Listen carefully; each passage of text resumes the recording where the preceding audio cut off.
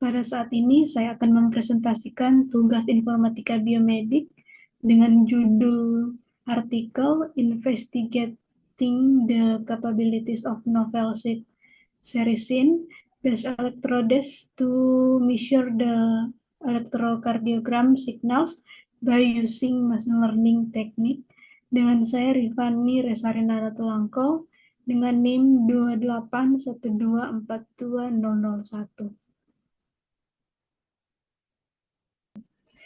Untuk latar belakang sistem kesehatan digital melalui perangkat wearable, aplikasi mobile, dan telemedicine kini berperan penting dalam deteksi dini penyakit kardiovaskular yang sering berkembang tanpa gejala. Integrasi machine learning dan deep learning pada perangkat ECG, baik portable maupun multisadapan, telah meningkatkan akurasi dan aksesibilitas diagnostik, memungkinkan pemantauan real-time, serta deteksi kelainan kompleks seperti fibrilasi atrium, dan kardiomiopati hipertrofik. Berbagai studi menunjukkan efektivitas algoritma berbasis AI seperti CNN, RNN, dan AlexNet dalam meningkatkan kinerja perangkat ECG dengan akurasi mencapai lebih dari 90%, sehingga menjanjikan penerapan luas dalam klinik maupun pemantauan di luar rumah. Nishita et al. Menekankan potensi transformatif sistem ECG berbasis AI dalam diagnosis dan manajemen penyakit jantung, termasuk komplikasi terkait COVID-19, melalui peningkatan akurasi pola gelombang dan deteksi dini.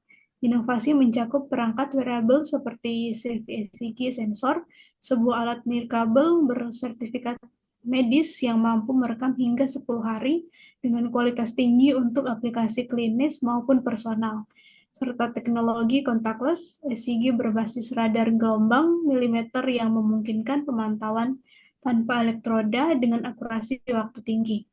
Integrasi teknologi ini memperluas cakupan perawatan jantung menjadi lebih personal, proaktif, dan nyaman bagi pasien. Integrasi teknik mesin learning semakin meningkatkan fungsi perangkat biomedis. Contohnya, Zhang et al. Menggunakan Fuzzy kernel classifier berbasis IMU untuk pelacakan gerakan pada rehabilitasi stroke, sementara Liparulo et al. Mengembangkan sistem Fuzzy logik untuk klasifikasi tahap brainstorm menggunakan sinyal SEMG. Pendekatan serupa juga diterapkan oleh Ye et al. Melalui bioelektronik retina probe untuk deteksi cahaya dengan akurasi tinggi. Namun meningkatnya penggunaan perangkat medis sekali pakai menimbulkan masalah limbah, khususnya elektroda ECG berbasis AGAGCL yang tidak dapat didaur ulang. Untuk mengatasi hal ini, penelitian mulai mengarah pada material ramah lingkungan seperti elektroda biodegradable berbasis tekstur dan atau elektroda dari kulit kentang. Di sebelah kiri, elektroda AGAGCL komersial dan berbasis SS yang digunakan dalam eksperimen. Di sebelah kanan, lokasi elektroda yang digunakan pada tubuh subjek selama eksperimen yang dipertimbangkan. Elektroda merah adalah elektroda berbasis SS, sedangkan elektroda biru adalah elektroda AGAGCL komersial. Pada tabel 1, R1 jenis elektroda berbasis SS, baru manakah yang terbaik dibandingkan dengan elektroda komersial dalam hal karakteristik morfologi dan HRV? Sedangkan untuk RQ2, dapatkah elektroda berbasis RR baru digunakan untuk mendeteksi stres dan kelelahan secara efektif dengan menggunakan berbagai algoritma machine learning? Elektroda yang digunakan untuk pengukuran untuk merekam sinyal ECG digunakan dua jenis elektroda. Elektroda komersial sekali pakai berbasis AGAGCL dengan gel padat, serta elektroda berbasis silk sericin atau SS yang bersifat gel-free dan memiliki daya rekat sendiri. Elektroda SS diproduksi mengikuti protokol Furo et al. Sericin diekstraksi dari kokon sutra melalui metode autoclave Dijamming 120 derajat Celcius 1 jam, lalu disaring, diliofilisasi, dan disimpan dalam bentuk bubuk SS, kemudian dilarutkan dalam air ultra pure, campur dengan larutan PVA pada 60 derajat Celcius, menghasilkan larutan SSPVA. Selama pelarutan ditambahkan CaCl2 untuk meningkatkan sifat material. Campuran ini dituang ke cetakan PDMS, dikeringkan semalam, kemudian dilepas dalam dan dehidrasi. Film kering tersebut ditempelkan pada snap elektroda AgCl komersial sebagai bahan aktif dengan lapisan selulosa di bagian atas untuk perlindungan dan dukungan mekanis. Pengumpulan data, penelitian melibatkan 6 subjek, 3 pria, 3 wanita, dengan usia rata-rata 33 tahun. Sebelum pemasangan elektroda, kulit dibasahi untuk meningkatkan daya rekat. Data ECG direkam selama 5 menit dalam 2 kondisi. Pertama, saat kondisi istirahat, dan saat bersepeda statis setelah mencapai 120, lebih dari 120 bpm. Pada setiap subjek dipasang 4 elektroda sekaligus, 2 komersial AgCl dan 2 berbasis SL. Di bagian atas dada, perekaman dilakukan menggunakan 2 perangkat Bluetooth dengan frekuensi sampling 250 Hz. Sementara detak jantung dipantau melalui perangkat wearable atau Garmin. Data construction, tujuan utama bukan untuk optimasi algoritma, melainkan menunjukkan bahwa sinyal ECG dan elektroda SS setara dengan AgCl, berbagai model supervised dan unsupervised dari scikit-learn Python digunakan dengan parameter default. Evaluasi dilakukan dengan 5-fold certified cross-validation, menjaga distribusi kelas. Data dibersihkan dari NaN dan nilai tidak hingga untuk stabilitas numerik. Elektroda yang digunakan untuk pengukuran beberapa algoritma ML diterapkan untuk mengevaluasi kesetaraan sinyal ECG dari elektroda SS dan AgCl. Model supervised meliputi SVM, random forest, decision tree, extra trees, gradient boosting, ada boost, KNN, dan MLP. Selain itu, Q-means digunakan sebagai pendekatan unsupervised dengan jumlah cluster di set sama dengan jumlah kelas sebenarnya atau N sama dengan 2. Relevan ECG intervals, interval 0,12 sampai 0,122 dari awal gelombang P hingga awal QRS mencakup depolarisasi atrium, propagasi impuls melalui evinode, serta repolarisasi atrium. Biasanya isoelektrik kecuali terpengaruh noise. QRS interval dari awal Q hingga akhir S mempresentasikan depolarisasi septum interventrikular hingga vertikal penuh, termasuk gelombang R sebagai penanda depolarisasi massa utama ventrikel dan merupakan komponen paling menonjol dalam ECG. Ketiga, QT interval dari awal QRS hingga akhir gelombang T menggambarkan repolarisasi ventrikel dan keseluruhan durasi sistolistrik vertikal. Durasi dipengaruhi oleh frekuensi jantung, lebih pendek pada takikardia dan lebih panjang pada bradikardia. Fitur time domain HRV menggambarkan variabilitas detak jantung melalui interval NN. SDNNI mencerminkan total variabilitas RMSSD dan SDSD terkait aktivitas parasimpatik jangka pendek, sedangkan NN50 dan PNN50 menunjukkan tonus vagal.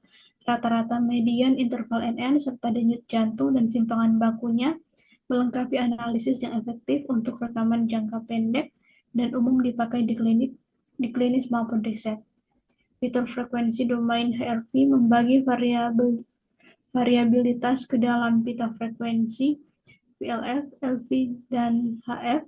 HF terkait aktivitas parasimpatik, LF mencerminkan kombinasi simpatis parasimpatik, dan rasio LF-HF sering dipakai untuk menilai keseimbangan otonom total power, serta nilai normalisasi memberikan gambaran menyeluruh tentang dinamika sistem saraf otonom. Diturunan linear HRV menangkap fluktuasi kompleks yang tidak dapat dijelaskan sepenuhnya oleh metode linear. Analisis point care menghasilkan SD1 dan SD2 di mana indeks CSI dan CVI dan modifikasi CSI diturunkan untuk menilai modulasi otonom. Selain itu, sampel entropi mengukur tingkat ketidakberaturan dan kompleksitas sinyal. Evaluation metric untuk mengukur akurasi, presisi recall, dan F1 score. Selanjutnya untuk hasilnya dalam tabel 5 menunjukkan bahwa untuk interval terpenting yaitu QRS, kesalahan rata-rata hanya sedikit lebih tinggi dari 10%. Persentase kesalahan yang sama dengan interval Kitty rata-rata untuk kedua jenis elektroda inovatif. Jika kita melihat hasilnya secara lebih rinci, dapat diamati bagaimana kesalahan pada interval QRS sedikit lebih kecil pada subjek perempuan dengan elektroda SS 20% CACL2. Sebaliknya, ketika mempertimbangkan kesalahan pada interval PR untuk elektroda 20% CL2, subjek laki-laki tampaknya mengalami kesalahan yang lebih kecil meskipun selalu sedikit lebih besar dari 20%. Pada tabel 6, nilai P lebih dari 0,005 untuk semua interval kecuali QT pada elektroda 30% CACL menunjukkan tidak ada perbedaan signifikan antara elektroda komersial dan SS. Nilai R kurang dari 0,1 menguatkan bahwa perbedaan dapat diabaikan dengan SS 20%, CACL2 mencatat PR sedikit lebih pendek. Selain itu, selisih rata dan median sangat kecil. Pada gambar 3 menunjukkan distribusi diagram kotak dari nilai elektroda yang dipertimbangkan. Membandingkan elektroda komersil 20% CACL dan elektroda komersil 30% CACL. Seperti yang dapat kita lihat, kedua elektroda berbasis SS menunjukkan distribusi yang sangat mirip dibandingkan dengan elektroda komersial.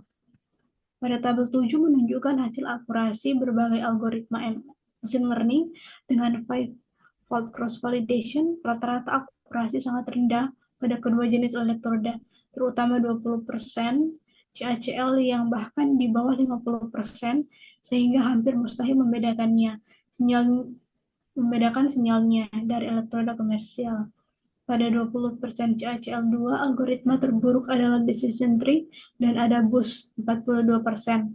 Sedangkan pada 30% CACL2, gradient boosting terendah dengan akurasi rata-rata 54%.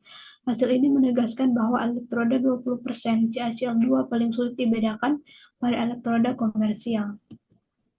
Pada gambar 4, membandingkan akurasi klasifikasi berbagai algoritma di bawah kedua jenis elektroda dan menunjukkan bahwa rata-rata elektroda 20% CACL2 adalah elektroda yang paling tepat disalahartikan dengan elektroda komersial. Tabel 8 melaporkan hasil rata-rata tertimbang presisi, recall, dan F-magnitude di berbagai algoritma machine learning untuk kedua jenis elektroda berbasis SS ketika mempertimbangkan validasi silang 5 kali lipat untuk mendapatkan sel pelatihan dan uji. Di sini metrik rata-rata sangat rendah dalam kedua kasus, dengan 20% CACL2 menjadi yang terendah dan bahkan kurang dari 50%, mengkonfirmasi hasil tabel 7 mengenai akurasi. Gambar 5 dan 6 menunjukkan bahwa elektroda 20% CACL2 sulit membedakan dari elektroda komersial. Hampir semua algoritma machine learning sering salah klasifikasi, terutama SVM dan neural networks, yang lebih banyak memprediksi keduanya sebagai elektroda komersial. Gambar 7 dan 8 menunjukkan hasil K-means clustering pada data ECG untuk elektroda 20% CACL dan 30% CACL2 dibandingkan elektroda komersial. Hasilnya kedua kelas tercampur dalam klaster yang sama sehingga terjadi tumpang tindih besar. Dengan demikian, teknik clustering ini tidak mampu membedakan antara elektroda komersial dan elektroda berbasis SS. Hasil pada tabel 9 menunjukkan bahwa baik elektoral 20% maupun 30% CaCl2 sulit dibedakan dari elektroda komersial karena nilai ARI mendekati 0. Meskipun Chilwell skor sekitar 0,5 menandakan struktur internal klaster cukup baik, pada 20% CaCl2 terdapat 198 salah klasifikasi dari 488 sampel. Sedangkan pada 30% CaCl2 terdapat 235 salah klasifikasi dari 478 sampel. Dalam kasus ini, hanya elektroda SS berbasis 20% CaCl2 yang digunakan dengan dua dataset. Dilakukan klasifikasi menggunakan berbagai algoritma machine learning melalui false cross validation. Hasil pada tabel 10 menunjukkan bahwa kinerja elektroda SS 20% CaCl dalam membedakan sinyal ECG sangat tinggi, sebanding bahkan sedikit lebih baik daripada elektroda komersial AGAGCL. Algoritma terbaik untuk elektroda SS adalah random forest dan gradient boosting, sedangkan untuk elektroda komersial adalah Extratis. Gambar 9 dan 10 menampilkan confusion matrix dari salah satu fault cross validation menggunakan algoritma RF dan GB untuk klasifikasi sinyal ECG under stress kelas 0 dan at rest kelas 1 dengan elektroda komersial maupun SS. Matriks yang terbentuk terlihat sangat diagonal, menandakan bahwa klasifikasi berjalan dengan baik pada kedua kelas dan untuk kedua jenis elektroda. Selain itu, terdapat sedikit peningkatan pada diagonal matriks elektroda SS berbasis 20% CaCl2 dibandingkan dengan elektroda komersial, terutama saat menggunakan RF dan GB, yang memang merupakan algoritma terbaik untuk elektroda SS ini sebagaimana ditunjukkan pada tabel 10. Kesimpulan, elektroda berbasis SS dengan 20% CaCl2 terbukti mampu merekam sinyal ECG dengan performa setara, bahkan sedikit lebih baik dibandingkan elektroda AGAGCL komersial. Melalui metode mesin learning, elektroda ini juga menunjukkan kemampuan diskriminatif tinggi dalam membedakan kondisi istirahat dan stres.